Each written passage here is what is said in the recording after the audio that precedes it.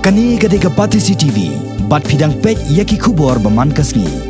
Nalor kiwei pat kinyot bat kijabo kibami na kiying breu dan na padeng juki kibami na kiying seja bat na kiwei de ki kamera. Hakabaka sorkar kelaju peta ikinong sonong ban penyaklat ikini kinyot kibala ban puon bat kibamla ban puon la kajong.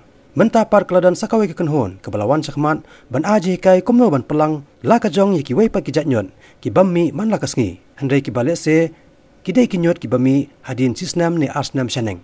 Kini kinyot kidai kiba na kimar kimata kibangi penangkam kibadai kitiar elektronik. Komno ban pelang yakom kita kinyot la kajong bat ban berat hakar kom kabala ban pelan na kajing penjaklia ya kamariang. Keban ombo ha kajing ma ya kakot kakia bat hakajuk kapor keban long kala kom kalat kama ya kiwei pat. Lengba kini kinyot kibaki ong hakaktian English e-waste management.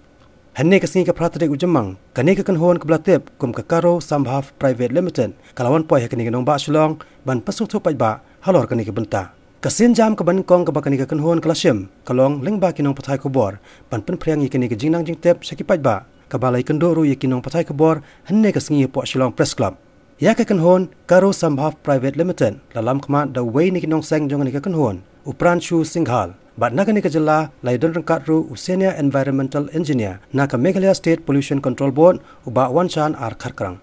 As a rule per se, it is the like what has been presented earlier, is the manufacturer's responsibility actually to create the facility over here, wherein we as consumers can go and in case our TV gets life span is over, we go and return it, and then they give a discount on the new TV that we buy.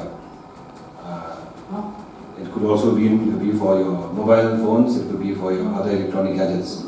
However, that hasn't happened much. It's very unfortunate, even though this is in this forum, I would say it's a sorry state of affairs because some or the other from the center, they have not been able to impress on these major manufacturers or major distributors to look at Northeast as a particular entity wherein they can pressurize these groups to set up these collection centers. So this is something that we have addressed in a couple of forums, and we are going to continue to address this with the Government of India to kindly look into this matter and put a kind of a more stringent directive to all these manufacturers.